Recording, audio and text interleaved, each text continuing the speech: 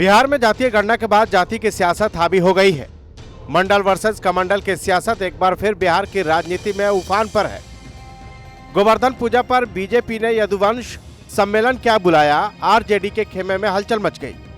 मुस्लिम Yadav vote bank से बिहार की सियासत में अपनी पैठ बनाने वाली आरजेडी के कोर वोट बैंक में जब बीजेपी ने सेंध लगाने की कोशिश की तो सियासी महाभारत शुरू हो गई। बीजेपी के यदुवंशी सम्मेलन पर सबसे पहला वार आरजेडी सुप्रीमो लालू यादव ने किया और बीजेपी के सम्मेलन में शामिल होने वाले यादवों को कंस के लोग बता दिया। आज देश में जो हालात है आपसे छिपा हुआ नहीं है। किस तरह से धर्म के नाम पर अधर्म किया जा रहा है, राजनीति में धर्म का दुरुपयोग किया जा रहा है और राजनीति में गद्दे पर बैठने के लिए कृष्ण भगवान और धर्म का दुरुपयोग किया जा रहा है। दरअसल यूपी की तर्ज पर बिहार में बीजेपी अब यादव वोट बैंक में सेंध लगाने की कोशिश कर रही है। लोकसभा चुनाव में बीजेपी ने ओबीसी वोट बैंक को साध लिया और विपक्षी नेता देखते रह गए। बिहार में भी बीजेपी ने अब यही फॉर्मूला लगाया है। सबका साथ, सबका विकास, सबका विश्वास के मंत्र पर चल रही बीजेपी ने इस बार लालू यादव का MY यानी मुस्लिम यादव समीकरण में सेंध लगाने की कोशिश शुरू की है। बीजेपी की नजर अब यादवों के 14% से ज्यादा वोट पर है। पिछले लोकसभा चुनाव में बिहार के 40 में से 39 सीटें एनडीए के खाते में आई थी। हालांकि इस दौरान बीजेपी को नीतीश कुमार का साथ मिला था, लेकिन 2024 के रण में बीजेपी इस बार अकेले उतरेगी। ऐसे में अगर यादव मतदाताओं का कुछ भी हिस्सा बीजेपी के साथ आया तो पार्टी एक साथ कई निशाना साध लेगी। यादव वोट से बीजेपी को फायदा होता है, वहीं इसका सीधा नुकसान महागठबंधन को उठाना पड़ेगा।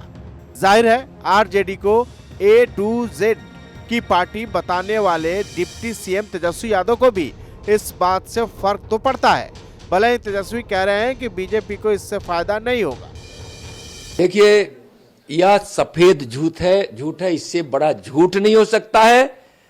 मैं तो उनको कह रहा हूं कि राघोपुर से तेजस्वी जी राघोपुर के किसी गांव में खड़े हो जाइए और अपने पिता लालू जी को भी बुला लीजिए और वहां साबित होगा कि कौन कसाई खाना खुलवा के गौ हत्या करवा रहा है और कौन बचपन से गौ की सेवा, गौ की रक्षा और गौ हत्या का विरोध कौन कर रहा है, यह साबित हो जाएगा। मैं आपको चुनौती दे रहा हूं। अरे भाई छोड़ दीजिए, करने दीजिए, क्या दिक्कत है?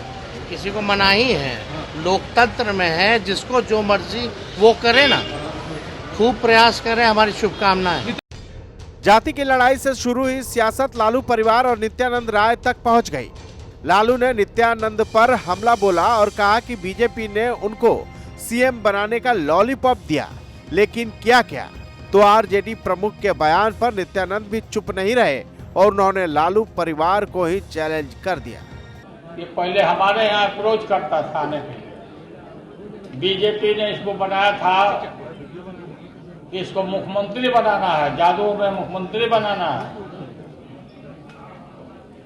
अभी तक बोलता देखा हमने कि लालू यादव राबड़ी देवी को मुख्यमंत्री बना दिया। राबड़ी देवी को नहीं बना देते तो तुम्हारी बीवी को बना देते। लालू जी, आपसे मैंने ही प्रार्थना किया हूं और पहले भी किया था कि आप जब जेल जा रहे थे तो किसी योग्य यादव जो आपके पार्टी में थे, सीनियर लोग थे, यादव को ही बनाना होता था। उस यादव नेताओं में से किसी को बना देते, अपनी पत्नी को क्यों बनाए? और आप जो कह रहे हैं कि मैं अपनी बीवी को नहीं बनाता तो नित्यानंद की बीवी को बनाता, लालू जी मैं अभी भी कह रहा हूं और उस समय भी आपको श्रीमती राबड़ी देवी जी जो आपकी धर्म पत्नी है उनको नहीं बनाना चाहिए था। परिवारवाद में आपको भरोसा है, नित्यानंद राय को नहीं। सियासी बयानबाजी के बीच बिहार की राजनीति गर्मा गई है।